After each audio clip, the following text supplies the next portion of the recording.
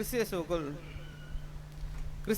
மிகவும் அன்பணிசிக்கப்பட்ட சகோதர சகோதரிகளே, உங்கள் யாருக்கும் நம் பிதாவாகிய யாவே கடவுள் மூலமாகவும் அவருடைய ஒரே பேரான குமாரரும் நம்முடைய அருமை இரட்சகருமா இருக்கிற கிறிஸ்தியேசு மூலமாகவும் எங்கள் அன்பின் வார்த்தைகளை தெரிவித்துக் கொள்கிறோம். பிதாவாகிய யாவையின் பெரிதான கிருபையினால் இன்றைய நாளில் கூட நாம் தியானிக்க எடுத்துக்கொள்ளப்பட்ட தலைப்பு என்ன அப்படின்னு பார்த்தீங்கன்னா, நன்றி அறிதல் என்ற தலைப்பின் கீழே தான் தியானிக்க போகிறோம். ஆல்ரெடி காலையில் எத்தனை மெசேஜ்? 2 மெசேஜ் என்ன இருக்குங்க, முடிஞ்சிருக்கு. இல்லை என்ன ஒரு அட்வான்டேஜ் டிஸ்அட்வான்டேஜ் அப்படின்னு பார்த்தீங்கன்னா, கடைசியாக பேச வரவங்க பாயிண்ட்டை எல்லாமே முன்னாடி என்ன பண்ணுவாங்க, பேசிடுவாங்க. நீங்கள் ஆல்ரெடி ரொம்ப எப்படி இருக்கீங்க, எனர்ஜெட்டிக்கான ஒரு பீப்புளாக இருக்கீங்க. அதனால் ஆன்சர் உங்களுக்கு ஆல்ரெடி தெரியும். அது இல்லாமல் அவங்களும் நிறைய ஆன்சர் என்ன பண்ணுவாங்க, உங்களுக்கு சொல்லி கொடுத்துருவாங்க. இப்போ ஒரு காம்ப்ளிகேட்டடான ஒரு சுச்சுவேஷனில் தேவன் நம்மளை என்ன பண்ணிட்டாருங்க, நிற்க வச்சுட்டாரு. சரிங்களா? சரி, அந்த ஒரு சிந்தையோட கூட நம்ம என்ன பண்ணலாம், ஒரு உற்சாகத்தோட இந்த நாளுக்குள்ளே நம்ம கடந்து போகலாம். அப்போ இன்றைய நாளுக்கான தலைப்பு என்ன பார்த்தோம் அப்படின்னா, நன்றி அறிதல் என்ற தலைப்பின் கீழே தான் தியானிக்க போகிறோம்.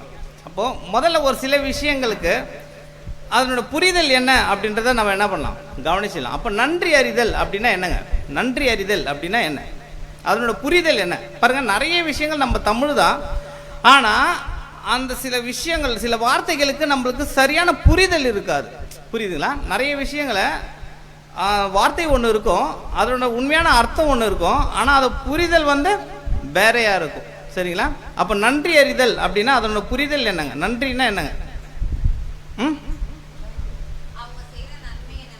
ஒருத்தர் நம்மளுக்கு செய்யக்கூடிய நன்மைக்கு நம்ம அவங்களுக்கு சொல்லக்கூடிய ஒரு வார்த்தை தான் நன்றி. இதுதானே அதோட எளிமையான புரிதல்னா, இதுதான். அப்படி தானே? சரி, வேதத்தில் யார் அதிகமாக நன்றி செலுத்தின ஒரு நபர்னா யாரா இருக்கும்? எப்படி சொல்கிறீங்க? சரிங்களா? அவருடைய சங்கீதங்கள்ல அதிகமாக அவர் என்ன பண்ணியிருக்காரு, நன்றியை செலுத்தியிருக்காருன்னு பார்க்குறோம். சரி, அது அந்த வசனம் வாசிங்க சார். சங்கீதம் 100 சங்கீதம் 4 வசனம். அவர் வாசல்களில் துதியோடும் அவர் பிரகாரங்களில் புகழ்ச்சியோடும் பிரவேசித்து அவரை துதித்து அவருடைய நாமத்தை ஸ்தோத்தரியுங்கள். சரி, அப்போ அதிகமா யாரு இந்த நன்றியை செலுத்தினாங்க அப்படின்னு பார்த்தீங்கன்னா, தாவீது அப்படின்னு நம்ம பார்க்குறோம். அப்போ அவர்கிட்ட இருந்து எடுத்தா அதனோட புரிதல் என்னன்றது நம்மளுக்கு என்னங்க, சரியா புரியும்ன்ற ஒரு விசுவாசத்தோட நம்ம என்ன பண்ணலாம், கடந்து போகலாம். சரிங்களா? பொதுவாகவே தேவனுடைய சமூகத்தில் நம்ம போகிறோன்னு வச்சிங்களேன், அவருடைய சமூகத்தில் நம்ம டைம் ஸ்பெண்ட் பண்ணி போகிறோன்னா அது எப்படி இருக்கும், எதை பேஸ் பண்ணி போவோம்? அப்படியா சொல்கிறீங்க? பொதுவாகவே மனசாட்சியை தொட்டு சொல்லுங்கள், அவருடைய சமூகத்தில் போகிற ஒரு சமயங்கள் எப்படி அதிகமாக இருக்கும்னா, அநேக தேவைகள், புகார், புலம்பல், இதுதான் முதல்ல. இப்போ நம்ம பாடத்தில் இப்படி சொன்னதுனால நீங்கள் அப்படி சொல்கிறீங்க, தலைப்பு இப்படி இருக்கிறதுனால. பட் பொதுவாக அப்படின்னு பார்த்தீங்கன்னா இந்த விஷயங்கள் தான் அதிகமாக இருக்கும். தேவன்கிட்ட நம்ம போகிறோம் அப்படின்னா உண்மையை சொல்லுங்கள், நன்றி செலுத்துறதுக்கு நம்ம போகிறோமா, இல்லை நம்மளுடைய விண்ணப்பங்களை தெரிவித்து அவர்கிட்ட நன்மைகளை பெற்றுக்கொள்ள போகிறோமா அப்படின்னா நிறைய நம்மளுடைய விண்ணப்பங்களை தான் நம்ம அதிகமாக தெரிவிப்போம். ஆனால் தாவீது இங்கே சொல்கிறாரு, அவருடைய சமூகத்துக்கு நம்ம போகிறதுக்கு முன்னே, சரிங்களா, அது கேட்டு ஃபர்ஸ்ட், அந்த கேட், அந்த வாசலில் திறக்கணும் அப்படின்னா எப்படியா ஃபர்ஸ்ட் என்ன சொல்கிறாரு, அவர் வாசல்களில் துதியோடும். அப்படின்னா என்னங்க, துதியோடும்னா என்ன? துதிச்சு பாடுறதா? துதினா என்ன என்னங்க, துதினா என்னங்க? துதினா நம்ம என்ன சொல்லுவோம், பாடி புகழ்ந்து தள்ளுறது தான் துதி சொல்லுவோம்ல, துதித்து பாடி அப்படின்றோம் இல்லையா? அப்போது இங்கே பாருங்கள், இங்கே உபயோகப்படுத்தப்பட்ட வார்த்தை, அது ஆங்கில வேதாகம் படிச்சுருக்கா, இது வந்துச்சோ, சரி இருக்கா, ஓகே. ஆங்கில வேதாகமத்தில் அதை கொஞ்சம் படிச்சிடலாம். நம்ம துதின்னு பார்த்த வார்த்தை அங்கே என்னவா இருக்குது, படிங்க sir. Enter his gates with thanksgiving and his courts with praise. Give thanks to him and praise his name. அப்போ அவருடைய சமூகத்தில் போகும்போது உங்கள் விண்ணப்பங்கள் எல்லாம் நீங்கள் சொல்கிறதுக்கு முன்னே நம்ம என்ன பண்ணுமா, ஒரு நன்றி செலுத்துங்க. முதல்ல நம்ம என்ன பண்ணோம், அந்த நன்றியை செலுத்திட்டு அப்புறமா மற்ற காரியங்களுக்குள்ளே போங்க அப்படின்னு தான் இங்கே தாவீது என்ன பண்ணுறாரு, நம்மளுக்கு சொல்கிறார். சரிங்களா? அப்போது இந்த தேங்க்ஸ் கிவிங், இந்த நன்றி அறிதல், நன்றியை தெரிவித்தல் அப்படின்றதுக்கு ஒரு இரட்டை அர்த்தம் இருக்குது. ஒன்று, நம்ம நம்ம மன உகந்து அவர் செய்த நன்மைகளுக்கு நன்றி சொல்கிறது. இன்னொன்று என்னென்னா, நம்மளை சூழ்ந்து இருக்கிறவங்க இருக்காங்க இல்லையா, அவங்களையும் அந்த நன்றிக்குள்ளே நம்ம என்ன பண்ணாங்க, பங்கு கொள்ள செய்யுது. சரிங்களா? இதில் இன்னும் தெளிவாக படிச்சிடலாம். 100ஆம் அதிகாரம் 1ஆம் வசனம் வாசிங்க சார். முதல்ல இருந்து வாசிங்க. 100ஆம் அதிகாரம் 1ஆம் வசனம். 100ஆம் சங்கீதம் 1ஆம் வசனம். பூமியின் குடிகளே எல்லோரும் கர்த்தரை கெம்பீரமாய் பாடுங்கள், மகிழ்ச்சியோடே கர்த்தருக்கு ஆராதனை செய்து ஆனந்த சத்தத்தோடே அவர் சந்ததி முன் வாருங்கள். கர்த்தரே. போதும் சார். அப்போ இந்த அதிகாரம் தொடங்கும் போது எப்படி தொடங்குது? இந்த 100ஆம் சங்கீதம் தொடங்கும் போது எப்படிங்க தொடங்குது? அப்படிதான் தொடங்குதா? கொஞ்சம் நல்லா வேற யாருன்னா படிக்க முடியுமா? இந்த அதிகாரம் தொடங்கும் போது எப்படி தொடங்குது?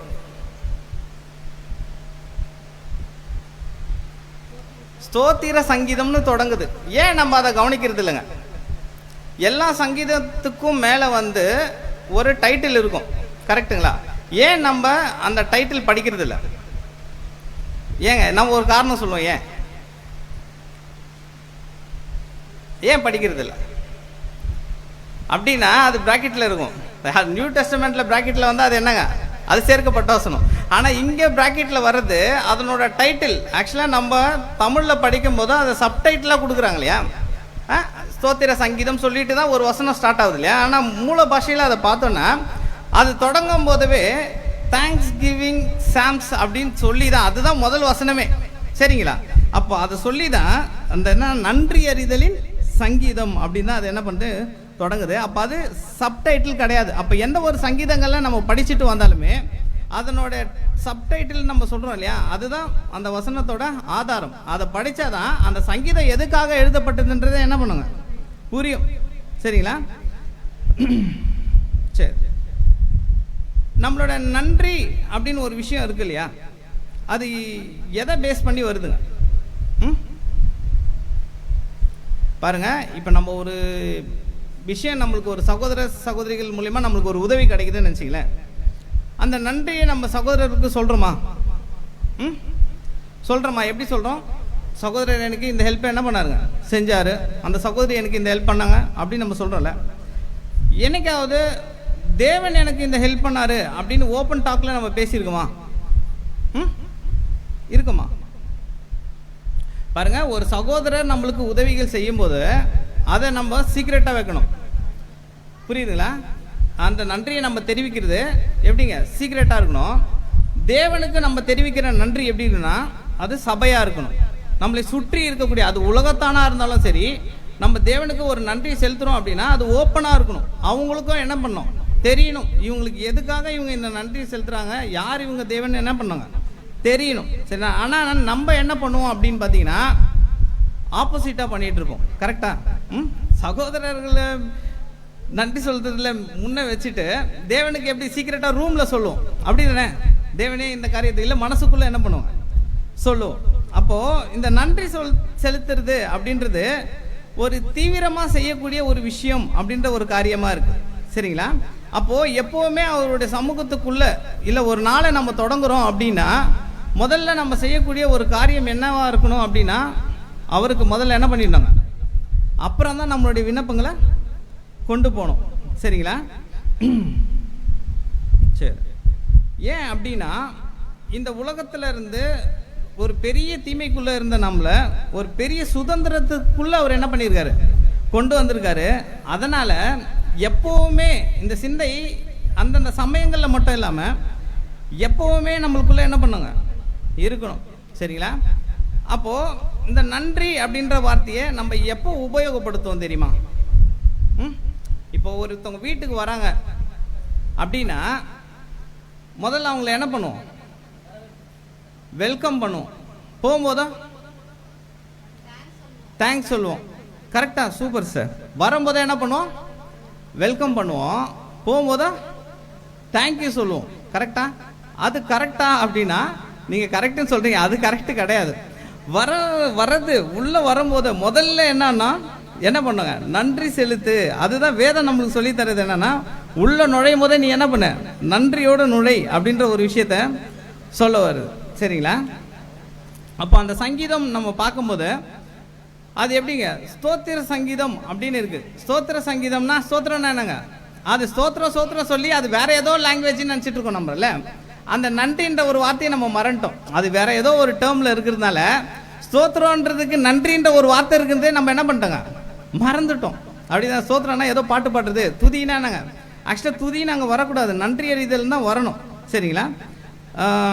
ஏன் இந்த குழப்பங்கள் அப்படின்னா நம்மளுக்கு அதனோட புரிதல் என்ன இல்லை, சரியான ஒரு புரிதல் இல்லை. எப்போவுமே ஒரு வார்த்தைக்கு அதனுடைய நேரடியான அர்த்தம், அதனுடைய சரியான பொருளை நம்ம என்ன பண்ணுறதில்ல, புரிஞ்சுக்கிறதுல. அதை தான் இங்கே பாருங்கள் என்ன இருக்கு, வெல்கமா, ஓகே, வெளியே போகும்போது ப்ளீஸ் கம் அகைன், தேங்க்யூ அப்படின்னு சொல்கிறோம். அது என்ன பண்ணணும்னா ஆப்போசிட்டாக நம்ம மாற்றுறோம் அப்படின்ற ஒரு விஷயத்தையும் நம்ம பார்க்குறோம். அடுத்ததாக தாவீது ஒரு இடத்துல சொல்கிறாரு, படிக்கலாம். 1 நாளாகமம் 16ஆம் அதிகாரம் 8ஆம் வசனம்.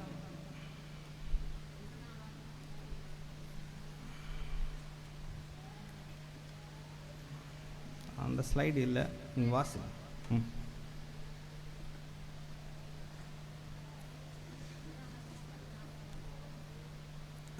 16ஆம் அதிகாரம் 8ஆம் வசனம்.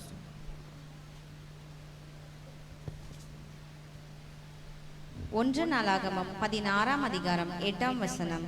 கர்த்தரை துதித்து அவருடைய நாமத்தை பிரஸ்தாபமாக்குங்கள், அவருடைய செய்கைகள் ஜனங்களுக்குள்ளே பிரசித்தப்படுத்துங்கள். ஆக்சுவலா எப்போ பாடுறாருங்க இந்த பாட்டை? உடன்படிக்கை பெட்டி பல வருடங்களாக எங்க இருக்கு, பெலிஸ்தில் இருக்கு. அங்கேருந்து கொண்டு வரும்போது பாடின பாட்டு தான் இந்த ஒரு பாட்டு அப்படின்னு பார்க்குறோம். என்ன ஸ்டார்ட் பண்ணுறாரு, கர்த்தரை துதித்து. அப்படின்னா என்னங்க, துதித்துனா நம்ம மைண்டில் என்ன வந்துடணும், நன்றி. ஆக்சுவலாக உங்களுக்கு தமிழ் வேதாகம் வந்து அங்கே என்ன பண்ணுங்க, மாற்றி வச்சிங்க. அப்போ முதல்ல அவர் ஒரு பெரிய ரிவில், அங்கே ஒரு பெரிய விடுதலையிலேருந்து மீட்டு கொண்டு அந்த தேவனுடைய உடன்படிக்கையை கூப்பிட்டு வர்றாரு, எடுத்துகிட்டு வர்றாரு. அதில் அவர் சொன்ன முதல் வார்த்தை என்ன அப்படின்னா, அந்த உற்சாகத்தில் அவர் சொன்ன வார்த்தை என்ன அப்படின்னு பார்த்தீங்கன்னா, கர்த்தர் என்ன பண்ண ஜனங்க கிட்டே என்ன பண்ணுறாரு, அவர் மனசுக்குள்ளே வச்சுக்காம தன்னை சூழ்ந்து கொண்டு இருக்கிற அந்த ஒட்டுமொத்த தேசத்துக்கும் அவர் என்ன சொல்கிறாரு, கர்த்தரை ஸ்தோத்திரம், நன்றி செலுத்துங்க. அப்புறம் தான் அவர் சொல்கிறார் அவருடைய நாமத்தை. மற்றது எல்லாமே அப்புறம் அவரை நீங்கள் புகழ்றது, அவரை உயர்த்துறது, அது எல்லாமே என்னங்க, நன்றியை செலுத்திட்டு அப்புறம் என்ன பண்ணுங்க, இந்த விஷயத்த சொல்லுங்க அப்படின்றதான் நம்மளுக்கு சொல்ல வர்றார். சரிங்களா? அடுத்த வசனம் வாசிங்க, இதில் வாசிங்க சார். 2 சாமுவேல் 6ஆம் அதிகாரம் 16ஆம் வசனம். 2 சாமுவேல் 6ஆம் அதிகாரம் 16ஆம் வசனம். கர்த்தருடைய பெட்டி தாவீதின் நகரத்திற்குள் பிரவேசிக்கிற போது சவுலின் குமாரத்தியாகிய மீகாள் பலகணி வழியாய் பார்த்து தாவீது ராஜா கர்த்தருக்கு முன்பாக குதித்து நடனம் பண்ணுகிறதை கண்டு தன் இருதயத்திலே அவனை அவமதித்தாள். பாருங்க, அவர் தேவனுக்கு நன்றி சொல்லி அந்த உடன்படிக்கை பட்டிக்கு கொண்டு வராரு. ஆனா அது அவருடைய மனைவிக்கு எப்படி இருக்கு, அவமதிக்கிற மாதிரி. ஏன் இந்த ராஜா, நீ ஒரு ராஜா, ஒரு தேசத்துக்கே ராஜா, நீ இப்படி ஆடிட்டு வரையேன்றது அவங்களுக்கு என்ன இருக்கு, ஒரு கோபம். ஏன் அப்படின்னா 20 வாசிருங்க சார், அதனோட ஏன் அப்படி சொல்றாங்கன்னு பாருங்க. 20 அதுலயே 2 சாமுவேல் 6ஆம் அதிகாரம் 20ஆம் வசனம். 2 சாமுவேல் 6ஆம் அதிகாரம் 20ஆம் வசனம். தாவீது தன் வீட்டாரை ஆசீர்வதிக்கிறதற்கு திரும்பும்போது சவுலின் குமாரத்தியாகிய மீகாள் தாவீதுக்கு எதிர்கொண்டு வந்து, அற்ப மனுஷனில் ஒருவன் தன் வஸ்திரங்களை கழட்டி போடுகிறது போல இன்று தம்முடைய ஊழியக்காரருடைய பெண்களின் கண்களுக்கு முன்பாக தம்முடைய வஸ்திரங்களை உரித்து போட்டிருந்த இஸ்ரவேலின் ராஜா இன்று எத்தனை மகிமைப்பட்டிருந்தார் என்றார். சரி, ஆக்சுவலாக அவரை இவங்க ஒரு கீழான நிலைமைக்கு கொண்டு போயிட்டாங்க. ஏன் அப்படின்னா அவரோட வஸ்திரம் என்ன ஆயிடுச்சுங்க பாருங்க. ஒரு ராஜா இந்த மாதிரி ஆல்மோஸ்ட், இது ஒரிஜினலாக இப்படி இருந்திருக்குமா தெரியல, பட் ஆல்மோஸ்ட் அவரோட வஸ்திரம் என்ன ஆயிடுதுங்க, இருக்கு, விலகி இருக்கு. சரிங்களா? அந்த வஸ்திரம் விலகிறதை விட அவருக்கு பெரிய விஷயமா எதுவாக இருந்தது அப்படின்னு பார்த்தீங்கன்னா, தேவனுடைய நாமத்துக்கு என்ன பண்ணுமா, ஸ்தோத்திரம் பண்ணி அவருக்கு நன்றி செலுத்துறது தான். அவ்வளோ ஒரு உற்சாகத்தோடு அவர் என்ன பண்ணுறாரு, அந்த இடத்துல அவர் கடந்து வராரு அப்படின்ற ஒரு விஷயத்தையும் பார்க்குறோம். சரிங்களா? அப்போது எந்த ஒரு விஷயம் தேவனுக்கு முன்பாக நம்ம செய்கிறோம் அப்படின்னா, அது முதல்ல எப்படி அப்படின்னா அந்த நன்றி அறிதலோடு அது என்ன பண்ணாங்க, தொடங்கணும். பொதுவாகவே இந்த நன்றி அறிதல்ன்றதை எப்போ நம்ம வைப்போங்க, நன்றி அறிதல் கூடுகைன்னா எப்போ வைப்பாங்க, வருஷத்தோட லாஸ்ட்ல தான் என்ன இருக்குங்க, ஏதோ தேவனுடைய பெரிதான கிருபையினால இன்னைக்கு என்ன பண்ணுவோம், வருஷ தொடக்கத்திலேயே அவர் சொன்ன விதமாகவே நம்ம என்ன பண்ணுறோங்க, அந்த நன்றியோட தேவனை தேவனுடைய வார்த்தைகளுக்குள்ளே கடந்து போக தேவன் என்ன பண்ணியிருக்காரு? கிருபை செய்திருக்கிறார். அப்படி தானே? பொதுவாகவே நம்ம புரிதலைன்னா இயர் 2ல் என்ன பண்ணுவாங்க? நன்றி அறிதல், தேங்க்ஸ் கிவிங் ப்ரேயர் எப்போ வைப்போம்? வருடத்தின் கடைசியில். ஆக்சுவலாக அது எப்போ வைக்கணும் அப்படின்னு பார்த்தீங்கன்னா, முன்னவே அந்த வருடம் தொடங்கும் போதே நம்ம என்ன பண்ணோமா அதை ஸ்டார்ட் பண்ணோம் அப்படின்ற ஒரு விஷயத்தையும் பார்க்குறாரு. இது ஏன் பிரதர்? இப்போ உங்களுக்கு ஒரு யோசனை வரும், இதெல்லாம் பழைய ஏற்பாட்டில் தானே நடந்தது, அதுக்கும் நம்மளுக்கும் என்ன இல்லைங்க சம்மந்தம் இல்லையா? சரி, அப்போது இங்கே யாருன்னா அந்த மாதிரி பண்ணலாம், இங்கே யாருன்னா இங்கே இந்த பக்கம் வந்து பார்க்கலாம். இங்கே யாராவது அந்த மாதிரி முதல்ல தேவனுக்கு நன்றியை சொல்லிட்டு தன்னுடைய காரியங்களை ஆரம்பித்தவங்க வேறு யாராவது இருக்காங்களா? புதிய ஏற்பாட்டில் யாருனா இருக்காங்களா? அந்த மாதிரி இருக்காங்களா? யாருங்க? அங்கே பழைய ஏற்பாடு அப்படின்னோன்னா நிறைய பரிசுத்தவான்கள் இருக்கிறாங்க, நிறைய விசுவாசத்தார் இருக்காங்க, முற்பிதாக்கள் இருக்காங்க. ஒரே வார்த்தையில் சொன்னீங்க தாவீது அப்படி சொல்லி, அப்படி தானே? எந்த ஒரு ஆப்ஷனும் இல்லை. ஆனால் இங்கே யாராவது அந்த மாதிரி நம்மளுக்கு ஒரு எக்ஸாம்பிள் இருக்காங்க? யாரு? ஆக்சுவலாக இதுதான் பேட்டனா. நான் என்ன சொல்ல வரேன்னா, அவருடைய சமூகத்துக்குள்ளே போகிறோம், பட் ஃபஸ்ட்டு என்ன நம்ம சொல்ல வரோன்றதை நம்மளுக்கு தேவன் ஒரு விஷயத்தை சொல்லி கொடுத்துருக்காரு. அதை நம்மளோட அறியாமையினால் நம்ம அதை என்ன பண்ணல, தெரிஞ்சுக்கல. இது முக்கியமா அப்படின்னு கேட்டால் முக்கியம்தான். அது பாடத்தினுடைய கடைசியில் நம்மளுக்கு அது எவ்வளோ முக்கியன்றதை நம்மளுக்கு என்ன பண்ணுங்க தெரியும். ஏன்னா இது ஒரு தனிப்பட்ட நபருடைய விஷயங்கள் இல்லாமல் தன்னை சுற்றி உள்ளவங்களையும் தேவனுக்கு நன்றி செலுத்தும் வண்ணமாகவும் தேவனை மற்றவங்க தெரிந்து கொள்ள வண்ணமாகவும் செய்யக்கூடிய ஒரு விஷயமா இது என்ன பண்ணுங்க இருக்கு. புதிய ஏற்பாட்டில் இயேசு கிறிஸ்து தானே, வேற யாரும் இல்லையா? சரி, எங்க சொன்னாங்க, எங்க ஸ்தோத்திரம் பண்ணாங்க, எங்க அவருக்கு நன்றி தெரிவிச்சாங்க? சரி, சிஸ்டர் சொன்ன மாதிரி இயேசு கிறிஸ்து தான் என்ன பண்ணிருக்க ஃபர்ஸ்ட். அதுக்கப்புறம் நம்ம அங்கே போகலாம். கிறிஸ்து இயேசு என்ன சொல்றாருன்னு படிங்க. யோவான் என்ன சுவிசேஷ புத்தகம் 6ஆம் அதிகாரம் 11ஆம் வசனம். யோவான் எழுதின சுவிசேஷ புத்தகம் 6ஆம் அதிகாரம் 11ஆம் வசனம். இயேசு அந்த அப்பங்களை எடுத்து ஸ்தோத்திரம் பண்ணி சீஷர்களிடத்தில் கொடுத்தார். சீஷர்கள் பந்தி இருக்கிறவர்களுக்கு கொடுத்தார்கள். அப்படியே மீன்களையும் அவர் எடுத்து அவர்களுக்கு வேண்டிய மட்டும் கொடுத்தார். சரி, எந்த அப்பங்களை எடுத்து பாருங்க. முதல்ல அவர் என்ன பண்றாரு, அவர்கிட்ட இந்த மலை பிரசங்கம் என்ன ஆயிடுச்சு, எல்லாரும் பசியோடு இருக்கிறாங்க இல்லையா? பசியோடு இருக்கிறவங்களுக்கு இவர் என்ன பண்ணுங்க, ஆகாரம் தரணும். அந்த ஆகாரத்துக்கு இவர் கிட்ட கிடைச்ச முதல் வித்து என்னங்க, 5 அப்பம் 2 மீன். இதை தான் கொடுக்குறாங்க கையில். இது நம்ம எல்லாமே தெரிஞ்சதுனால அதோட சாராம்சம் புரியல. கொஞ்சம் அந்த இடத்துக்கு நீங்கள் போய் கற்பனை பண்ணி பாருங்க. ஒரு 5000 பேர் உக்காந்துட்டு இருக்காங்க. ப்ளஸ் எவ்வளோங்க, 5000 ப்ளஸ் 5000 × 2 4 ஒரு வீட்டுக்கு 2 பேர் ப்ளஸ் அவங்க மனைவிமார்கள் அப்படி எடுத்தோம் இல்லையா? சரி, ஒரு 15000 ஒரு வீட்டுக்கு 2 பேர் வச்சுங்க, 3 பேர் வச்சுங்க, கணவன் மனைவி பிள்ளைகள், ஒரு பிள்ளைன்னே வச்சுங்களேன், 15000 பேர். ஆனால் கையில் என்ன தாங்க இருக்கு? இவ்வளோ பேர் உக்காந்துட்டு இருக்காங்க. எடுத்த உடனே அவர் என்ன பண்ணல, அந்த அப்பத்தை பிட்டு கொடுத்துட்டாரா அப்படின்னா முதல்ல என்ன சொல்றாரு, ஸ்தோத்திரம் பண்ணி. அவர் நினைச்சிருந்தா அப்படியே பிட்டு கொடுத்தாலே அது என்ன பண்ணியிருக்கோம், வந்துட்டு இருக்கோம். ஆனால் அவர் என்ன பண்ணுறாருன்னா முதல்ல கையில், ஏன்னா சுற்றி இருக்கிற அவருடைய சீஷர்களுக்கே அது என்ன ஆகிடுதுங்க, ரொம்ப டென்ஷன் ஆகிட்டாங்க, ஒரு மன உளைச்சலோடு இருக்காங்க. எப்படி இவர் இதை செய்வார் அப்படி தானே? நம்ம எங்கே போய் ஃபஸ்ட்டு இவங்களுக்கு ஆகாரம் கொள்றதுக்கு வெளியவே நம்மளால் என்ன பண்ண முடியாது, வாங்க முடியாதுன்னு சொல்லி விசுவாசிக்கிறாங்க. அடுத்ததாக வெறும் 5 அப்பம் 2 மீன் வெறும் அப்படின்ற ஒரு வார்த்தையை உபயோகப்படுத்துகிறாங்க. அப்புறம் அதே ஒரு யோசனையோட எல்லாரையும் பந்தி விசாரிப்புக்குள்ளே என்ன பண்ணுறாங்க, உட்கார வைக்கிறாங்க. உட்கார வச்சு யார அமர கடைசியாக அவர் சொல்கிற வார்த்தை என்னென்னா, முதல்ல அவர் ஸ்டார்ட் பண்ணக்கூடிய வார்த்தை என்னங்க, அவர் நேரடியாகவே என்ன பண்ணிருக்கலாம், ஜெபம் பண்ணிருக்கலாம். தேவனே இவ்வளோ ஜனங்க வந்துட்டாங்க, இவங்களுக்கு என்ன பண்ணுங்க, இந்த ஒரு ஆகாரத்தை கொடுக்கலாம் அப்படி சொல்லி நேரடியாகவே சொல்லியிருக்கலாம். ஆனால் அவர் என்ன பண்ணுறாரா, அந்த நன்றி அறிதல், ஆக்சுவலாக ஸ்தோத்திரம்னோன்னா அதை சாராம்சம் நம்மளுக்கு என்ன பண்ணல, புரிய மாட்டுது. நன்றி முதல்ல சொல்லிடுறாரு. ஒரு நன்மையை பெற்றுக்கொள்றதுக்கு முன்னவே சொல்லக்கூடிய ஒரு வார்த்தை தான் நன்றி. புரியுதுங்களா? நம்ம எல்லா நன்மையும் வாங்கிட்டு கடைசியாக போயிட்டு தேவனே நன்றி அப்படின்றோம். ஆனால் அவர் நமக்கு சொல்லி தருது என்னன்னா, நீ என் சமூகத்துக்குள்ளே வரியா, அதை வாங்கிறதுக்கு முன்னாடி நீ என்ன பண்ணு, நன்றியை சொல்லு அப்படின்றாரு.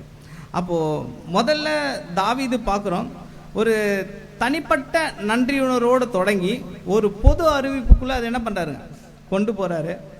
சரிங்களா? அடுத்ததும் கிறிஸ்துவும் ஒரு தனிப்பட்ட விதத்துலேயும் அவர் தேவனுக்கு நன்றி செலுத்தி தன்னோட கூட, அங்கே பாருங்கள் எவ்வளோ பேர் பார்க்குறாங்க, ஒரு 15,000 பேரா பார்க்குறாங்க. ஏன் அவர் தேவனுக்கு அங்கே நன்றின்னு சொல்லி தொடங்கினார் தெரியுமா? ஏங்க, இவர் எங்கே இருந்து வந்தேன் அப்படின்றத அவங்களுக்கு என்ன பண்ணோம், சொல்லணும். இவர் நேரடியாக செஞ்சாலே இவருக்கு வல்லமை இருக்கா இல்லையா? ஆனால் அந்த வல்லமை எங்கே இருந்து வருது அப்படின்றத இருக்கிற எல்லாருமே என்ன பண்ணுவாங்க, பார்க்கணும். சரிங்களா? இது அங்கே மட்டும்தான் சொன்னாரா அப்படின்னா இல்லை, எல்லா அவருடைய முக்கியமான தருணங்களையும் அவர் என்ன பண்ணியிருப்பாருன்னா இந்த வார்த்தையை உபயோகப்படுத்திருப்பார். லூக்கா 22ஆம் அதிகாரம் 19ஆம் வசனம்.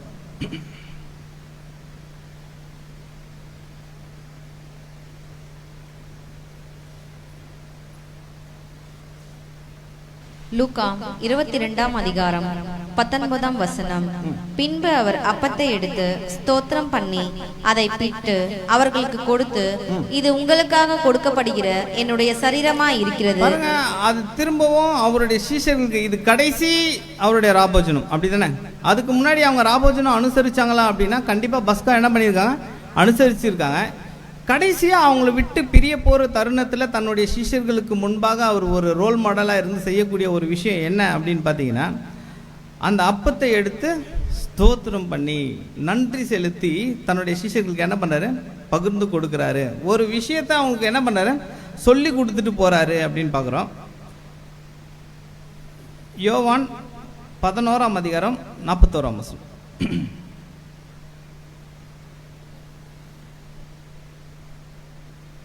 யோவான் 11ஆம் அதிகாரம் 41ஆம் வசனம். அப்பொழுது மரித்தவன் வைக்கப்பட்ட இடத்திலிருந்து கல்லை எடுத்து போட்டார்கள். இயேசு தம் கண்களை ஏறெடுத்து, பிதாவே, நீர் எனக்கு செவி கொடுத்தபடியால் உம்மை ஸ்தோத்தரிக்கிறேன். ஏன்னா பிதாவே பாருங்க, அவருடைய நீங்க எல்லா அவருடைய அற்புதங்கள் அவர் எல்லா இடத்துலையும் செஞ்சிருப்பார் இல்லையா? எல்லா இடத்துலையும் பார்த்தீங்கன்னா இந்த ஒரு வார்த்தை நம்மளுக்கு மறைவாக இருக்குது. ஆனால் அவர் என்ன, அவருடைய நோக்கம் என்னவா இருந்ததுன்னா அதை தெரியப்படுத்தணும், எல்லாருக்குமே அந்த நன்மைகள் எங்கே இருந்து வருதுன்னு தெரியப்படுத்தணுன்றதுல ரொம்ப குறிக்கோளாக இருந்தார் அப்படின்னு பார்க்குறோம். சொல்கிறேன் சரிங்களா? பிதாவே, நீர் எனக்கு செவி கொடுத்ததற்காக உமக்கு நன்றி. சரிங்களா? அந்த ஸ்தோத்திரம் அப்படின்றது அந்த வார்த்தையினுடைய சாராம்சத்தை அது என்ன பண்ணுங்க, குறைச்சி விட்டுருது. அதோடைய முக்கியத்துவத்தை நம்மளால என்ன பண்ண முடியல, புரிஞ்சிக்க முடியல. சரிங்களா? சரி, இன்னைக்கு நம்மளுடைய வாழ்க்கையில் நம்ம தொடங்கக்கூடிய ஒவ்வொரு விஷயங்களுக்கும் நம்ம அந்த நன்றியோடு அவர்கிட்ட அணுகிறோமா? எப்பப்பெல்லாம் நம்ம ப்ரேயர் பண்ணுவாங்க, எப்பப்பெல்லாம் ப்ரேயர் பண்ணுவோம்? முன்னாடி சகோதரர் எடுத்தா இல்லையா ஜெபம் இல்லையா, மார்னிங் நைட்டு அப்படின்னா எப்போ எப்போ நம்மளுக்கு அவர்கிட்ட எந்த ஒரு நன்மையான ஒரு ஈவுகள் வரும்போது, ஈவன் நம்ம சாப்பிட்ற சாப்பாடுக்கு முன்னாடி கூட நம்ம என்ன பண்ணுங்க, ஜெபம் பண்ணோம். என்ன ஜெபம் பண்ணுவோம்? இதாவே இந்த ஆகாரத்தை கொடுத்ததுக்கு நன்றி அப்படி சொல்லி சாப்பிட்றோமா? பொதுவாகவே ஒரு சிலர் என்ன பார்ப்பாங்கன்னா, அந்த வழக்கம் உள்ளவங்களை பார்க்கறதுக்கு எப்படி இருக்கும்னா பார்ப்பாங்க அப்படின்னு பார்த்தீங்கன்னா, என்ன இவங்க எல்லாத்துக்குமே ஜெபம் பண்ணுறாங்க. ஆக்சுவலாக அந்த மாதிரி எல்லா விஷயத்துக்கும் நன்றி சொல்கிறது பிறருக்கு முன், பிறர் மற்றவங்க அவங்கள பார்க்குறதுல அவங்களுக்கு வந்து ஒரு கேலியாக இருக்கும். அப்படி தானே? என்ன இவங்க எல்லாத்துக்குமே ப்ரேயர் பண்ணிட்டு சாப்பிட்றாங்க, ப்ரேயர் பண்ணிட்டு செய்கிறாங்க, ஒரு இடத்துக்கு வெளியே போகும்போது ப்ரேயர் பண்ணிட்டு போகிறாங்க. ஏன் அப்படின்னா அது அடுத்தவங்களுடைய பார்வையில் அது என்னன்னா ஒரு முட்டாள்தனமாக இருக்கும். என்ன எல்லாத்துக்கும் இப்படி பண்ணணுமா, தேவனுக்கு எல்லாத்துக்கும் இந்த மாதிரி எல்லாத்துக்கும் ப்ரேயர் பண்ணிட்டு செய்யணுமா, எங்கே போனாலும் வந்தாலும் ப்ரேயர் பண்ணணுமா அப்படின்ற யோசனைகள். அது கேள்வி, அந்த அனுபவத்துக்குள்ளே போயிருக்கீங்களா, கேட்டிருக்காங்களா? ஆனால் வேதம் சொல்லுது எல்லா விஷயத்தையும் நீங்கள் தொடங்கும் போது என்ன பண்ணுங்க, நன்றி முதல்ல சொல்லு, அப்புறமா உங்கள் விண்ணப்பங்கள், அது நன்மையோ தீமையோ துக்கமோ சந்தோஷமோ அதெல்லாம் அப்புறம். ஆனால் முதல்ல என்ன பண்ணுங்க, நன்றியை சொல்லிடுங்க அப்படின்றாங்க. சரிங்களா? சரி சரி, நம்ம என்ன பார்த்தோம் இதனா, இந்த நன்றி சொல்லித்தருது அப்படின்றது ஒரு தனிப்பட்ட ஒரு காரியம் இல்லை, சுற்றி நிற்கிற மற்றவங்களையும் இன்வால்வ் பண்ணக்கூடிய ஒரு விஷயம் அப்படின்னு பார்க்குறோம். சரிங்களா? நீங்கள் யார் சொன்னீங்க? பவுல் சொன்னீங்களா? எபேசியர் 2:20 வாசிங்க சார். எபேசியர் 2ஆம் அதிகாரம் 5ஆம் அதிகாரம் 20ஆம் வசனம். எபேசியர் 5ஆம் அதிகாரம் 20ஆம் வசனம். நம்முடைய கர்த்தராகிய இயேசு கிறிஸ்துவின் நாமத்தினாலே எப்பொழுதும் எல்லாவற்றுக்காகவும் பிதாவாகிய தேவனை ஸ்தோத்தரித்து. தயவுசெய்து அந்த ஸ்தோத்திரன்ற வரத்துலலாம் நீங்கள் படிக்கும் போது என்ன பண்ணுங்க, நன்றின்னு மாற்றிங்க. சரிங்களா? என்ன சொல்கிறாரு? எல்லா சூழ்நிலையிலும் நீங்கள் என்ன பண்ணுங்க, நன்றி செலுத்துங்க. இதுவே கம்ப்ளீட் ஆகலையோ? இல்ல, தெய்வ பயத்தோட ஒருவருக்கொருவர் கீழ்ப்படிந்து. இதுவே கிறிஸ்துவுக்குள்ளான உங்களை குறித்த கடவுளின் சித்தம் வரலையா? ஓகே, சரி விட்டுருங்க. எந்த இங்கிலீஷ்லேருந்து டிரான்ஸ்லேட் பண்ணால் அப்படி இருக்குன்னு நினைக்கிறேன். சரிங்களா? எல்லா சூழ்நிலையிலும் அது கரெக்டாக எப்படி இருக்குன்னு பார்த்தீங்கன்னா, எல்லா சூழ்நிலையிலும் நன்றி செலுத்துங்கள், ஏனென்றால் இதுவே மெசியா யேசுவாவின் உங்களை குறித்ததான கடவுளுடைய சித்தமாக இருக்குது அப்படின்றாரு. 1 தெசலோனிக்கர் 5:18.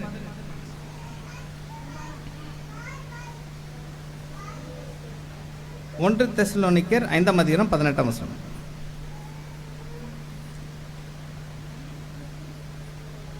ஒன்று தெசலோனிக்கர் 5ஆம் அதிகாரம் 18ஆம் வசனம்.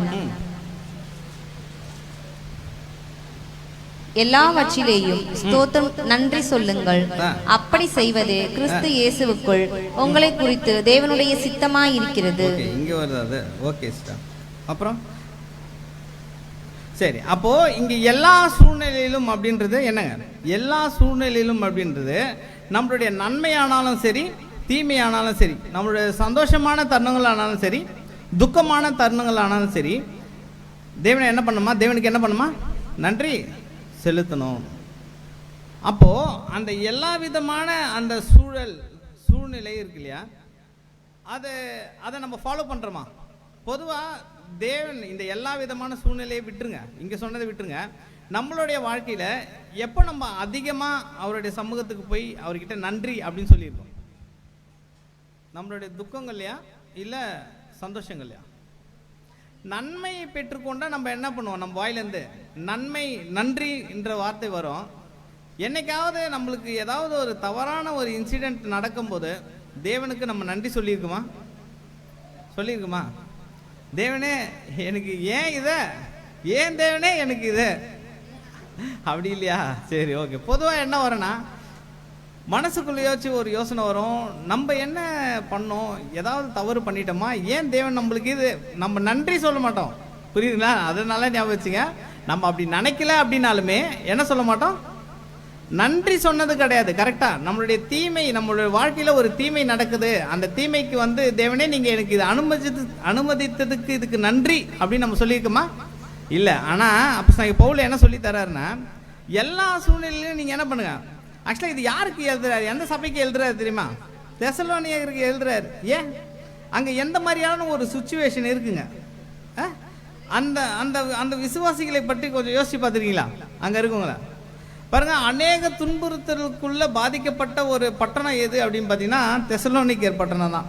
அந்த பட்டணத்துக்கு தான் எழுதுறாரு. நீங்க இந்த மாதிரி எப்படிங்க எல்லாவற்றிலும், ஏன்னா மற்ற சபைகளுக்கு அவர் இந்த வார்த்தையை சொன்னாரானா இல்லை, நல்ல எப்படிங்க, நல்ல ஒரு வெல்த்தியாக இருக்கிறது, இல்லை வேற ஏதோ தவறுகள் செய்கிறது, அந்த மாதிரியான சபைகளுக்கு கூட இந்த வார்த்தையை அவர் என்ன பண்ணல, உபயோகப்படுத்தல.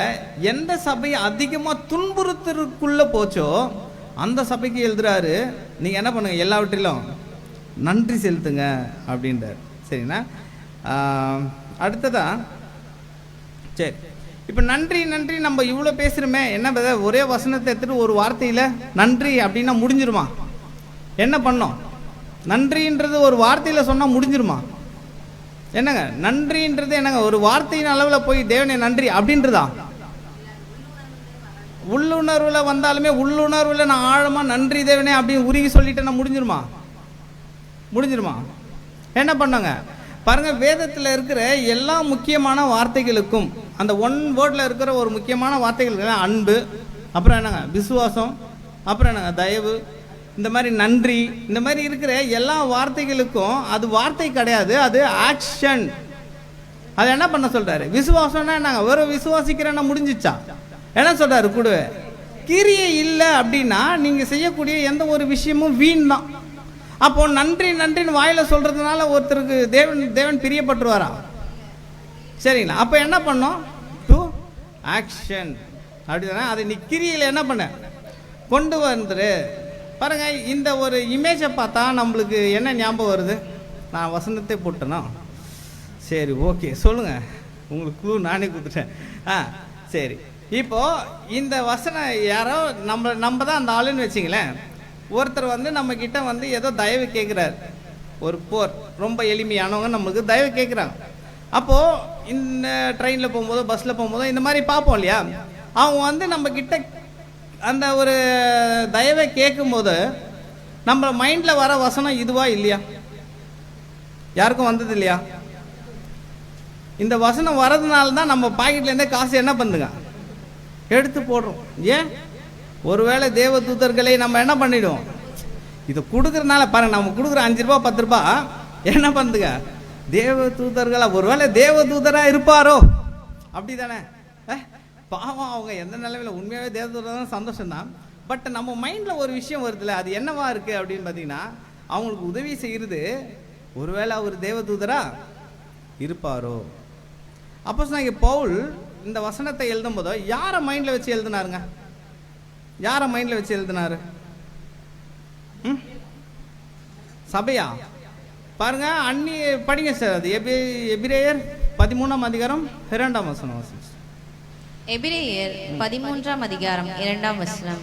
அந்நியரை உபசரிக்க மறவாதிருங்கள், அதனாலே சிலர் அறியாமல் தேவதூதரையும் உபசரித்தது உண்டு. அப்போ அவருக்கு ஆல்ரெடி யாரோ ஒருத்தர் என்ன ஆயிருக்காங்க? இன்ஸ்பயர் ஆயிருக்கிறாங்க. புரியுதுங்களா? இப்போ நீங்க ஒருத்தரை உபசரிக்கணும், அவங்களுக்கு ஒரு உதவி செய்யணும் அப்படின்னா அவங்கள உபசரிக்கணும் இல்லையா? அப்படி தானே? உபசரிக்க இல்லையா? விருந்தோம்பல் செய்யணும் அப்படின்னா நீங்க என்ன பண்ணுங்க? அவங்களுக்கு எதனா உதவி செய்யணும் அப்படின்னா அதை மறந்துடாதீங்க, அவங்களுக்கு செஞ்சிருங்க அப்படி சொல்றது அவருடைய மைண்ட்ல யாருக்கு? ஆபிரகாம். எந்த இன்சிடென்ட்டுங்க? 3 தூதர்கள் வராங்க. அவங்களுக்கு வந்து ஆபிரகாம் என்ன பண்றாரு? ஒரு உதவி செய்கிறார் இல்லையா? சரி, இப்போ அங்கே போயிடலாம். இது எவ்வளோ? இது 2000 இயரா? அது 4000 இயர் இல்லையா? ஆபிரகாம் எப்போ இருக்காரு? 4000 வருஷம் முன்னாடி இருக்கிறார். கொஞ்சம் அந்த உலகத்துக்கு போயிட்டு நம்ம என்ன பண்ணலாம்? அங்கே என்ன நடந்ததுன்னு பார்த்துடலாம். ஒரு நிமிஷம். அது போகிறதுக்கு முன்னே ஆபிரகாமுக்கு அங்கே வந்த தூதர்கள் அவங்க வரும்போதே அவங்க தூதர்கள் தான் தெரியுமா? சரிங்களா? முதல்ல அவருக்கு என்ன பண்ணாதுங்க? தெரியாது. கடைசியாக தான் அவருக்கு என்ன பண்ணும்? கடைசியாக தான் அவங்க தூதர்கள்னே அவருக்கு தெரிய வருது. சரிங்களா? வாசிங்க, ஆதியாகமம் 18ஆம் அதிகாரம் 1ஆம் வசனம்.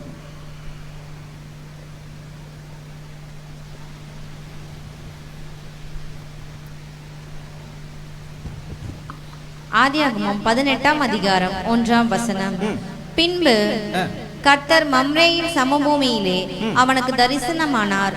அவன் பகலிலே உஷ்ண வேளையில் கூடார வாசலிலே உட்கார்ந்திருந்து தன் கண்களை ஏறெடுத்து பார்க்கும்போது இதோ 3 புருஷர் அவனுக்கு எதிரே நின்றார்கள்.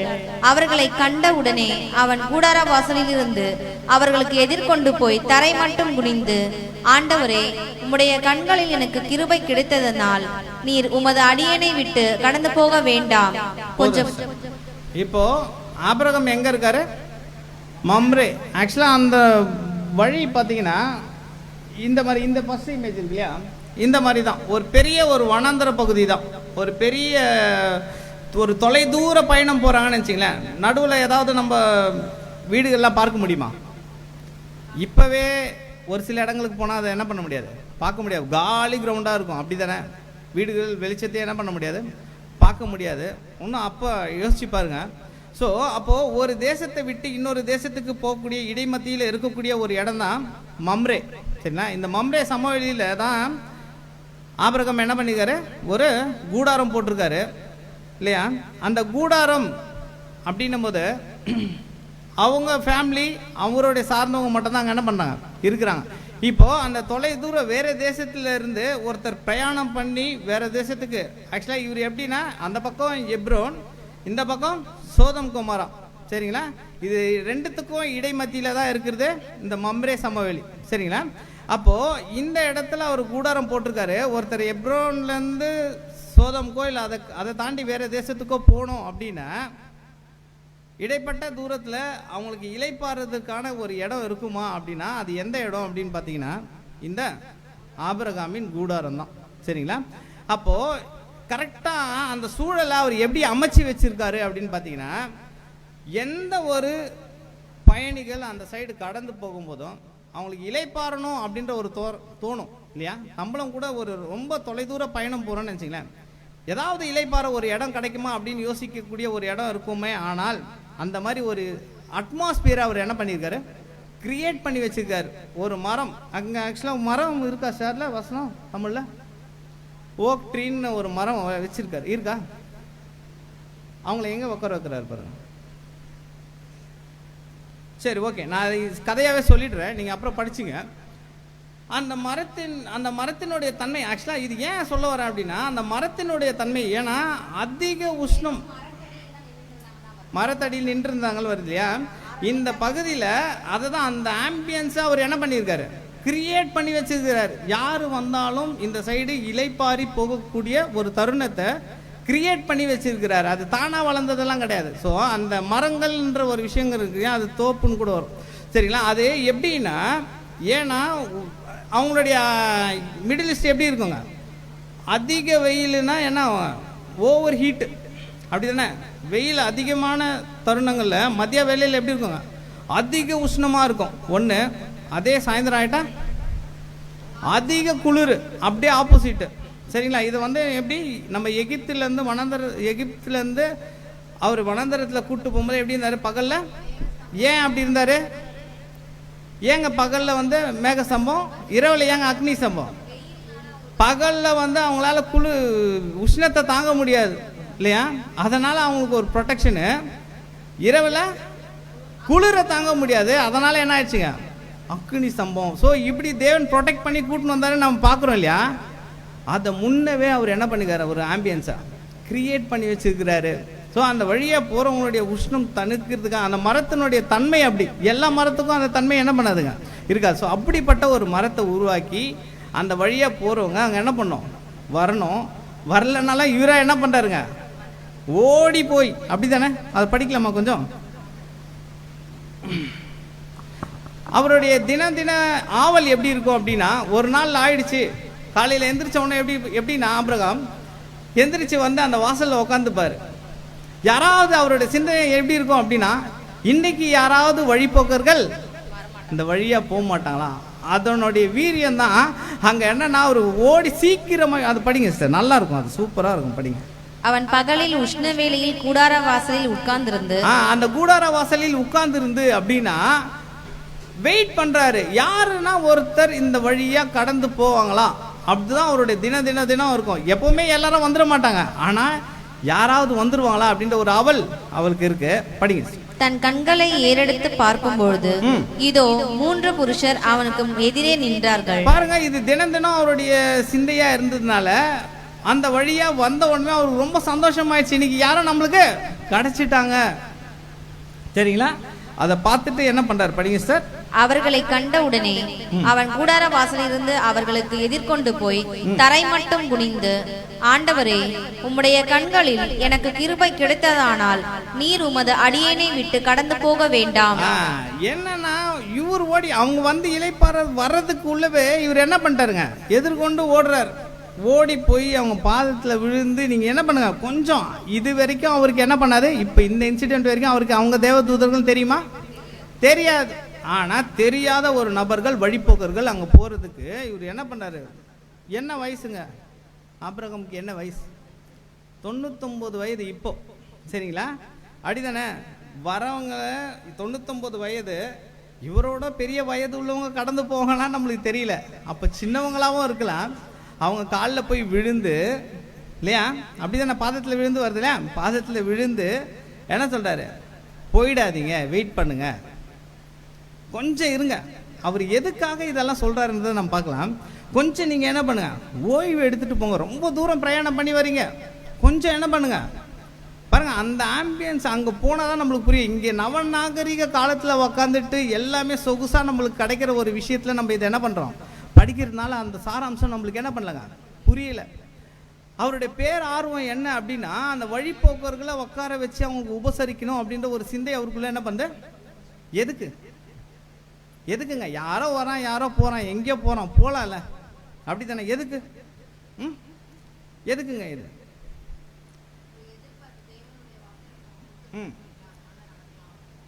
சரி, என்னென்ன செஞ்சாருன்னு பாருங்க. அவங்கள உட்கார வச்சுட்டு படிங்க சார். கொஞ்சம் தண்ணீர் கொண்டு வரட்டும். உங்கள் கால்களை கழுவி மரத்தடையில் சாய்ந்து கொண்டிருங்கள். நீங்கள் உங்கள் இருதயங்களை திடப்படுத்த கொஞ்சம் அப்பம் கொண்டு வருகிறேன். அப்புறம் நீங்கள் உங்கள் வழியே போகலாம். இதற்காகவே அடியனிடம் வரைக்கும் வந்தீர்கள் என்றான். அதற்கு அவர்கள், நீ சொன்னபடி செய் என்றார்கள். இப்ப வரைக்கும் கூட அவருக்கு அவங்க தேவதூதர்கள்னு தெரியாத ஒரு நபருக்கு அவர் என்னென்ன சொல்றாரு, அப்பம் கால்களை கழுவுறாரு. யாரே தெரியாத ஒரு நபர்களுக்கு காலை கழுவுறாரு. அப்புறம் மரத்தடியில் உட்கார வைக்கிறாரு. ஓய்வு எடுங்க, அதுக்காக தான் இதெல்லாம் ரெடி பண்ணி வச்சிருக்கேன். அப்புறம் அப்போ மட்டுமா? ஆக்சுவலாக நம்ம வீட்டுக்கு யாருன்னா வந்துட்டாங்க அப்படின்னா வீட்டில் என்ன இருக்கு அப்படின்றத நம்ம எடுத்து என்ன பண்ணுவோம், போடுவோம், அப்படி தானே? ஆனால் அவர் என்ன பண்ணுறாருன்னா, அப்புறம் தான் மாவே பிசைகிறாங்க, சுட சுட சுட ஃப்ரெஷ்ஷாக, இல்லையா? காலை என்ன பண்ணுறாரு, ஒரு சின்ன கன்றுக்குட்டியை, இளம் கன்றுக்குட்டியை அடிக்கிறார், இல்லையா? யாருக்கு அப்படின்னு பார்த்தா தேவதூதர்களுக்கு. ஏன்னா அவர் மைண்ட் செட்டில் அப்போ தேவதூதர்கள் இல்லை, வழிபோக்கர்களுக்கு உட்கார வச்சு அவங்களுக்கு நல்லா இவரோட வழக்கம். இப்போ அப்புறம் அவருக்கு தேவதூதன் தெரிஞ்சிச்சு. ஆனால் அந்த வழியாக கடந்து போகிற ஒவ்வொருவருக்கும் அவர் இதை தான் முன்னாடி என்ன பண்ணியிருக்காரு, செஞ்சிட்டு இருக்காரு. அது அவர் வழக்கம், அது பழகி போச்சு, புரியுங்களா? அது பழகி போயிட்டு அந்த வயசுலயும் அவரால் என்ன பண்ணல, ஓய்வு எடுக்க முடியல. வரவங்களுக்கு என்ன பண்ணுங்க, ஏன் அப்படின்னா இப்போ பாருங்க, இவ்வளோ தூரம் தொடர்ந்து ரொம்ப தூர பிரயாணத்துலேருந்து வராங்க. இந்த மாதிரியான ஒரு ஆம்பியன்ஸில் உட்கார வச்சு அவங்களுக்கு நல்ல சாப்பாடெல்லாம் சுட சுட சுட சுட போட்டு அவங்க சாப்பிட்டு, இப்போ தேவதூதர்களை விட்டுங்க, இதுக்கு முன்னாடி வந்து போனவங்க ஆபிரகாமுக்கு என்ன சொல்லுவாங்க, ரொம்ப அவ்வளோலாம் போத, ரொம்ப நன்றிங்க, யாருப்பா நீ, ரொம்ப நன்றி சொல்லுவாங்களா? அதுக்காக தான் அவர் இந்த காரியங்களே செய்கிறார். எதுக்கு? கடைசியாக அவங்க கிட்ட இருந்து ஒரு வார்த்தை வரும், என்னங்க, நம்ம கூட எல்லார்கிட்டையும் ஏதோ ஒரு பெரிய நன்மை நம்மளுக்கு கிடச்சிச்சானா என்ன சொல்லுவோம், நன்றி, தேங்க்யூ அப்படின்னு சொல்கிறேன்ல. இந்த வார்த்தை வர வைக்கிறதுக்காக இந்த விஷயங்கள்லாம் நடந்தது எதுக்குன்னா, இந்த வார்த்தை அந்த நபரனுடைய வாயிலேருந்து என்ன பண்ணோம், வரணும். அப்படி வந்த ஒரு வார்த்தைக்கு அவர் என்ன சொல்லணும், நன்றி எனக்கு சொல்லாத, தேவனுக்கு நன்றி சொல்லுங்க. அதை தான் இங்கே பவுல் என்ன பண்ணுறாருன்னா, என்ன சொல்கிறாரு, வரவங்க யாரும் அந்நியரை நீ என்ன பண்ணாத, உபசரிக்க மறக்காதீங்க. ஏன் அப்படின்னா, அதனால் நம்ம என்ன பண்ணுறோமா, ஒரு சமயம் நம்ம அந்த ஒரு விஷயத்தை, ஏன்னா இவர் அது சுவிசேஷமாக அங்கேயே என்ன பண்ணிட்டாருங்க, ஆரம்பிச்சிட்டார், சரிங்களா? ஸோ அதனுடைய பின்னணி தான் இங்கே வரக்கூடிய ஒரு விஷயமா இருக்குது அப்படின்னு பார்க்குறோம், சரிங்களா? என்ன வயசு அப்படின்னு பார்த்தோம், அவருக்கு 99, அப்படி தானே? சரி, 99 வயசில் ஆபிரகாமுக்கு ஒரு முக்கியமான ஒரு விஷயம் நடந்தது. என்ன? ஈசாக்கு 99 பிறந்தாரு. இன்னும் அப்போதாங்க சொல்லிட்டே போகிறாரு. அதுக்கு அடுத்த வருஷம் தான் அவர் என்ன பண்ண போகிறாரு, பிறக்க போகிறாரு.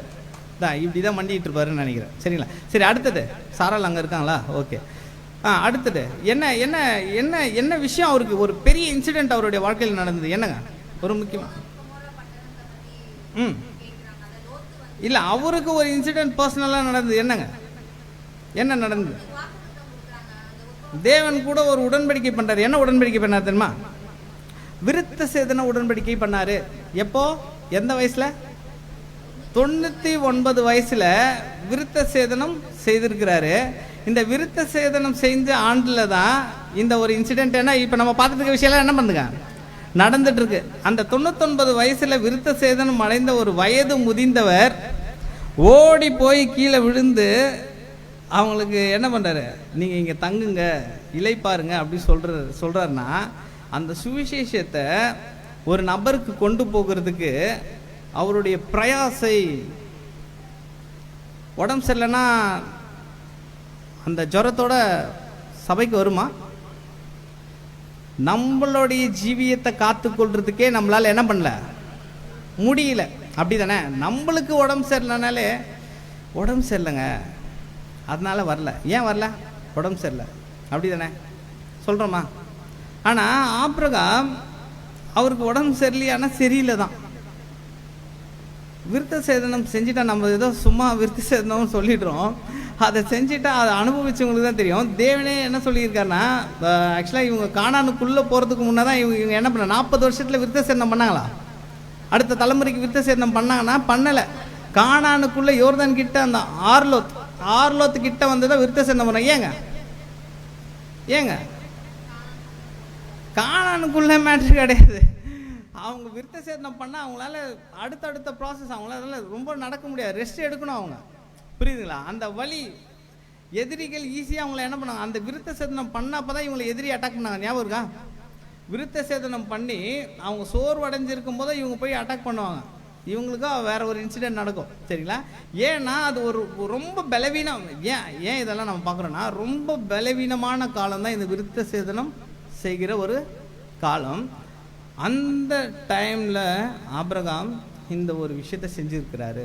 இது ஏன் நம்ம பார்க்குறோம் அப்படின்னா, அந்த பேர் ஆர்வம், தேவனுக்குள்ளான அந்த வார்த்தையை நம்ம என்ன சொன்னோன்னா, இந்த நன்றி எய்தல் அப்படின்ற ஒரு விஷயம் அது நம்மளை மட்டும் இல்லை, புரியுதுங்களா? நம்மளை சார்ந்த, நம்மளுக்கும் தேவனுக்கும் சார்ந்த ஒரு விஷயமா இல்லாமல் அதில் அடுத்தவங்களையும் என்ன பண்ணாங்க, அதில் உள்ளே பிடிச்சி இழுத்துட்டு வர்றதுக்கு ஏதாவது பண்ணணும் அப்படின்னு நம்ம சொன்னோன்னா, இதை ஆபிரகாம் நம்மளுக்கு என்ன பண்ணியிருக்காரு?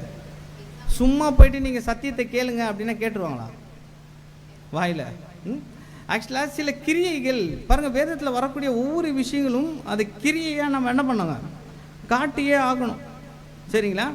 சரி, இதெல்லாம் எப்படி பேர் நீங்கள் சொல்கிறது ஒரு கதை மாதிரி இருக்குது, அதெல்லாம் இல்லையே வேதத்தில், அப்படி தானே? இந்த மாதிரி நான் சொன்ன பாதி இருக்குது பாதி இல்லையே அப்படின்ற சந்தேகம் வருதா? சரி, இதை இன்னும் ஊர்ஜிதப்படுத்திக்கலாம். 22ஆம் வசனம் வாசிங்க சார். 22ஆம் வசனம். ஆதியாகமம் நம்ம என்ன பார்த்தோம்? 18:22. ஆதியாகமம் 18ஆம் அதிகாரம் 22ஆம் வசனம். அப்பொழுது அந்த புருஷர் அவ்விடம் விட்டு சோதோமை நோக்கி போனார்கள். ஆபிரகாமோ பின்னும் கர்த்தருக்கு முன்பாக நின்று கொண்டிருந்தான். அப்பொழுது ஆபிரகாம் சமீபமாய் சேர்ந்து, துன்மார்க்கரோடே நீதிமானையும் அழிப்பீரோ? இப்போ வந்தவங்க தேவதூதன் தெரிஞ்சிச்சு, அது வரைக்கும் தெரியல. கடைசியாக ஒரு முடிவுக்கு வந்துருச்சு, இவங்க தேவதூதர் அப்படின்ற ஒரு கன்ஃபர்மேஷனுக்குள்ளே வந்துட்டாரு. எங்கே போகிறாங்க தேவதூதர்? சோதோம் குமராவுக்கு போகிறாங்க. எதுக்கு போகிறாங்க? அந்த தேசத்தை என்ன பண்ணோம்? அழிக்கணும். அதனுடைய பாவம் என்ன ஆயிடுச்சுங்க? பெருகி போச்சு, அதை அழிக்கணும். ஆபிரகாம் நான் போகிறேன், நீ என்ன பண்ண, அடுத்த முறை வரும்போது பார்க்கலாம், நீ பிள்ளையோட இருப்ப, நான் என்ன பண்ணுறேன், இப்போ கிளம்புறேன் அப்படி சொல்லி கிளம்புற அவங்களுக்கு ஆபிரகாம் சொல்கிறார். படிங்க சார். ஆபிரகாம் அப்படியே படிங்க. 24ஆம் வசனம். பட்டணத்துக்குள்ளே ஒருவேளை 50 நீதிமான்கள் இருப்பார்கள். அதற்குள் இருக்கும் அந்த 50 நீதிமான்கள் நிமித்தம் ரட்சியாமல் அந்த ஸ்தலத்தை அழிப்பீரோ? சரி, ஆபிரகாம் இங்கே அவங்க சோதம் குமாராக்கு போகிறதுக்கு ஆபிரகாமுக்கு மனது இருந்துதான். அவங்க அதை அழிக்கணும் அப்படின்னு தோணும் போது ஆபிரகாம் மனசு வந்து ஒத்திக்கிச்சா? அவங்க பாவிகள் தான், அவங்கள அழிச்சிருங்க அப்படி சொன்னாரா? ஏன் அந்த சிந்தை வரல? சோதம் குமாரோட பாவம் அந்த தேசத்தையே அழிக்கிற அளவுக்கு தேவன் ஒரு ஏற்பாடை செய்திருக்கிறாரு இல்லையா? அதை ஏன் ஆபிரகாம் தடுக்கணும்னு முயற்சி செய்கிறாரு? அந்த இடத்துல தான் ஒரு லோத்து இருக்காரு. சரி, லோத்து சூப்பர். லோத்து எத்தனை பேர்? லோத்து லோத்து மட்டும்தான் அங்கே நீதிமான், அப்படி தானே? அவங்க மனைவி அவர் மூலியமா கருணையில் வராங்கன்னு வச்சுங்க.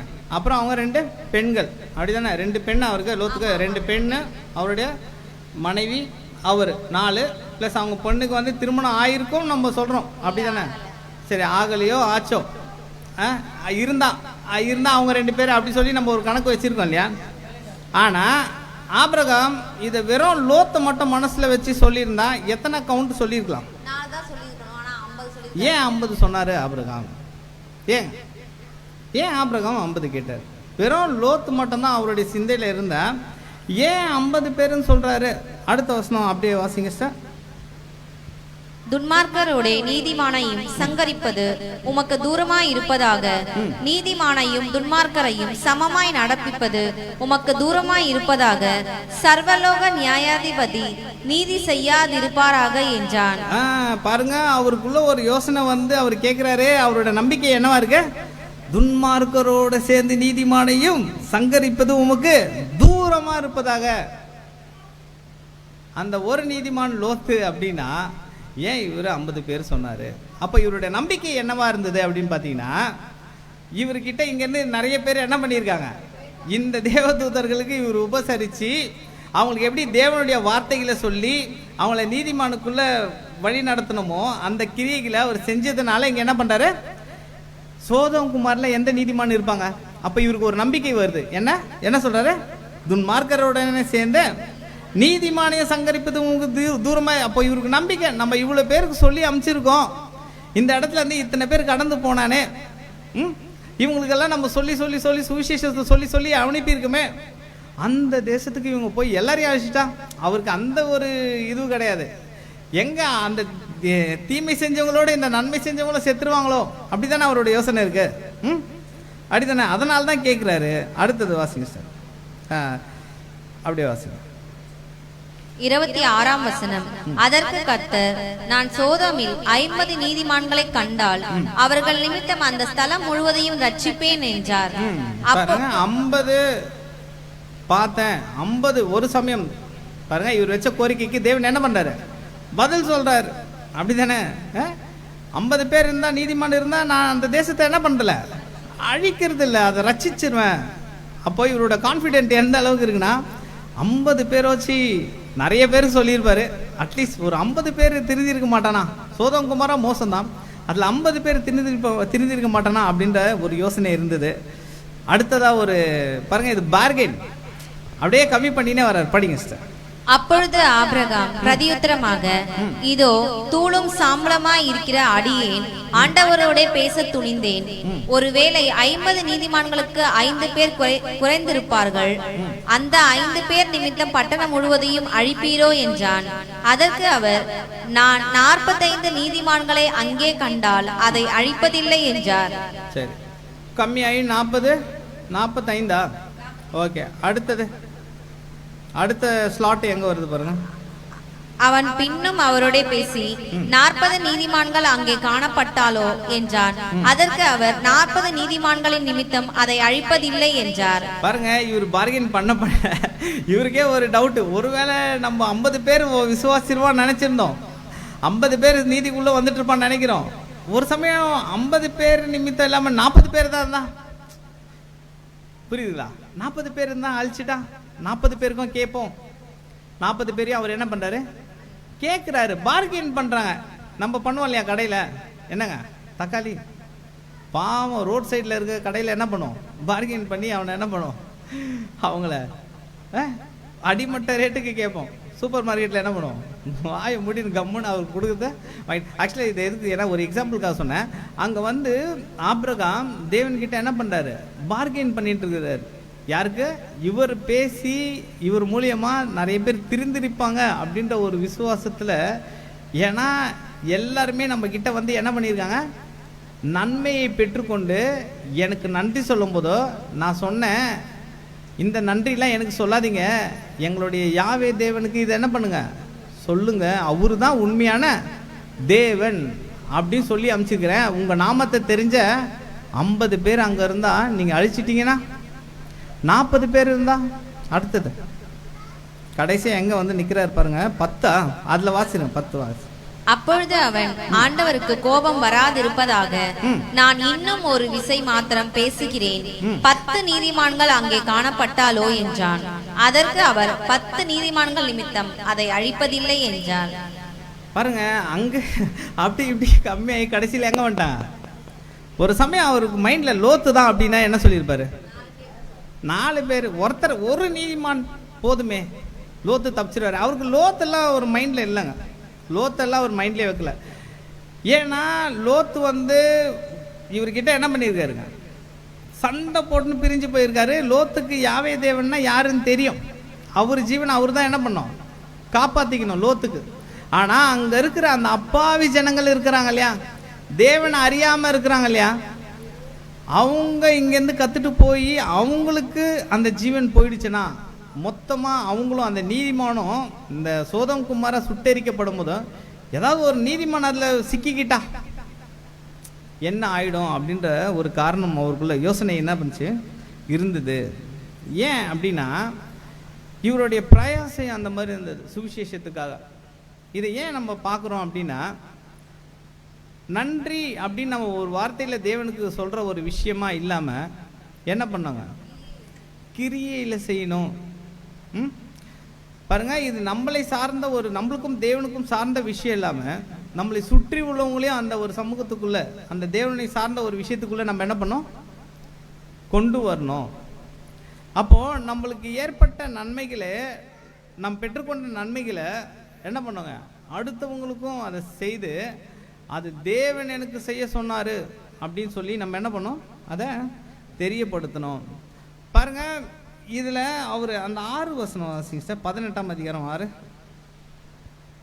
அதை கொஞ்சம் பார்த்துட்டு போயிடலாம். அந்த 99 வயசை ஞாபகம் வச்சுட்டு இதை படிங்க. 6ஆம் வசனம் 18 இது ஆதியாகமம் 18ஆம் அதிகாரம் 6ஆம் வசனம். அப்பொழுது ஆபிரகாம் தீவிரமாய் கூடாரத்தில் சாராளிடத்திற்கு போய், நீ சீக்கிரமாய் 3 படி மெல்லிய மாவு எடுத்து பிசைந்து அப்பம் சுடு என்றான். அந்த தீவிரமாய் அப்படின்றது, அந்த சீக்கிரமாய் அப்படின்றது ரொம்ப வேகமா. எப்போ, எந்த வயசுல? 99 வயசுல. இன்னைக்கு நம்மளுக்கு 40னாலே என்ன ஆயிடுங்க, வயசாகுது பிரதர், அப்படி தானே? ஏங்க சபைக்கு வரல, ஏங்க கன்வென்ஷனுக்கு வரலன்னா என்ன சொல்கிறோம், அவ்வளோ தூரம் நாங்கள் எங்கே பண்ணுறது, எப்படி வர்றது? ஆக்சுவலாக அவருடைய அந்த எந்து இல்லையா, நம்ம எப்படிங்க 99 வயது 1 வயது, மாம்சமும் எப்படி இருக்குங்க, பலவீனமாக இருக்குது. ஆனால் நம்ம இன்னைக்கு செய்கிற எல்லா முரண்பாடான விஷயங்களுக்கும் என்ன சொல்லுவாங்க, என்ன சொல்லுவோம், ஏங்க வரலன்னா என்ன சொல்லுவோம், மாம்சம் பலவீனம் பதர். என்ன தப்பு செஞ்சுட்டா என்ன பண்ணும், மாம்சம் பலவீனம். நம்ம தப்பு செய்யறதுக்காகவே கண்டுபிடிச்சி வச்சிருக்க வசனங்கள் எதுங்க, மாம்சம், ஆவியோ உற்சாகம் உள்ளது. அப்போ எது அதிகமாக நம்மளுக்குள்ள உற்சாகமாக இருக்கோ அதுதான் என்ன பண்ணுங்க, கிரியை செய்யும். அப்படி தானே? வயசு ஒரு மேட்ரு கிடையாது, அது ஒரு பெரிய விஷயமே கிடையாது. வயசு வந்து ஒரு பெரிய விஷயமே கிடையாது. அப்படின்னா ஆபிரகாம் இந்த விஷயங்கள் என்ன பண்ணியிருக்க மாட்டார், அவர் இது செய்யணும்னு அவசியமா? சுவிசேஷ காலத்தில் வாழ்ந்துட்டு இருக்கிற நம்மளே இதை செய்ய தயங்குறோம் இல்லையா? இயேசு கிறிஸ்துன்னா யாருன்னு அவருக்கு தெரியுமா? ஒரு சமயம் ஆபிரகாம்லாம் இந்த காலத்தில் இருந்திருந்தா அந்த 1,44,000 என்னங்க கம்ப்ளீட்டு, அப்படிதானே? ஆனால் நம்ம என்ன சொல்கிறோம், அப்படியாப்பட்ட விசுவாச வீரர்லாம் இருக்கும்போதோ ஒன்றுமே செய்யாமல் நம்ம என்ன பண்ணுமா, மனவாட்டி. எப்படிங்க வாய் பூசாமல் நம்ம இப்படி சொல்கிறோம்? அந்த ஆசையெல்லாம் இருக்குல்ல. அப்போது அந்த ஆசை இருக்குன்னா அதுக்கான காரியத்தை நம்ம என்ன பண்ணோம், செய்யணும், அப்படிதானே? அப்போது அந்த நன்றி அப்படின்றது என்னங்க, துதி. நம்ம பார்க்குற அந்த துதி ஸ்தோத்திரம் அப்படின்றது என்ன, thanks giving to the action. அதை வந்து வாயளவில் சொல்லக்கூடிய ஒரு விஷயமா இல்லாமல் அதை என்ன பண்ணாமா, செயல்முறை எதுவாக இருந்தாலுமே நீங்கள் அந்த 1 வேர்டில் வர அந்த நன்றி, விசுவாசம்,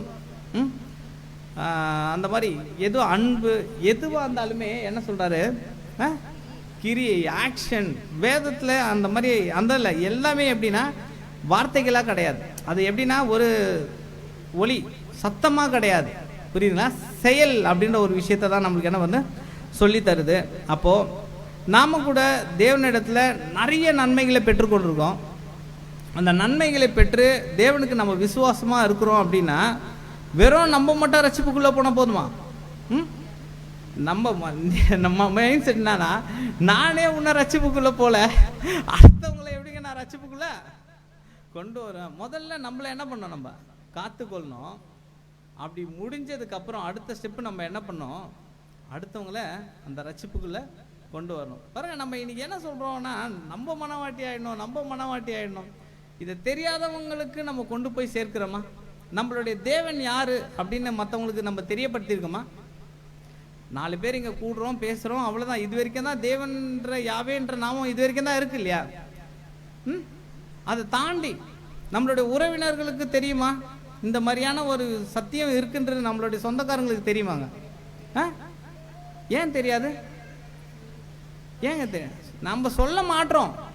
அதனுடைய வீரியம் நம்மளுக்கு என்ன பண்ணல, தெரியல. அவங்க கேட்க மாட்டாங்க. நம்ம என்ன சொல்லுவோம்?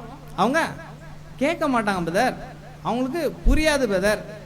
ஆபிரகாம் இங்க எல்லாத்தையும் புரிஞ்சுப்பாங்கன்னு நினைச்சா எல்லாருக்கும் சொல்லி அமிச்சாரு. புரியுதோ புரியலையோ சொல்ல வேண்டியது என்னங்க? நம்ம தலைமையில் விழுந்தா அந்த வசனம்லாம் நல்லா ஞாபகம் இருக்கு, மனப்பாடமா இருக்கு. ஆக்ஷன் என்ன ஒரு வசனமோ அது செயலில் வராமல் இருந்தால் அது என்னங்க? 0. புரியுதுங்களா? அப்போ இந்த தோடா ஆக்சுவலாக அதோட ஒரிஜினல் வேர்டு என்ன அப்படின்னு பார்த்தீங்கன்னா, தோடா அப்படின்னா தேங்க்யூ அப்படின்றது. முதல்ல அவருடைய சமூகத்துக்குள்ளே போகும்போதே என்ட்ரு ஆகும்போதே நம்ம என்ன பண்ணோம்? நன்றி சொல்லணும். அந்த நன்றியை சொல்லி அடுத்ததாக நம்மளை சூழ்ந்து இருக்கிறவங்களையும் அதுக்குள்ளே என்ன பண்ணோம்? அந்த நன்றிக்குள்ளே அவங்களையும் இன்வால்வ் பண்ணிக்கணும். சரிங்களா? இது ஒருத்தரோட பேர் வேதத்தில். யார் பேர் தெரியுமா? ஆக்சுவலாக ஒருத்தரோட பேரே இந்த மாதிரி இருக்குது. யாருங்க? யாருடைய பேருங்க? இது ரிலேட்டடாக வர பேர் என்ன ஞாபகம் இருக்கா? தோமா இல்லைங்க, சோடா அப்படின்னா யார்? நீங்கள் தமிழ்லேயே ஒரு வார்த்தை இருக்கு இல்லையா? என்னங்க தேங்க்யூன்னா என்னங்க? என்ன பார்த்தோம்? யூதா. யூதான்னா என்னங்க? யூதாவினுடைய அர்த்தம் என்னங்க? நன்றி. துதி கிடையாது.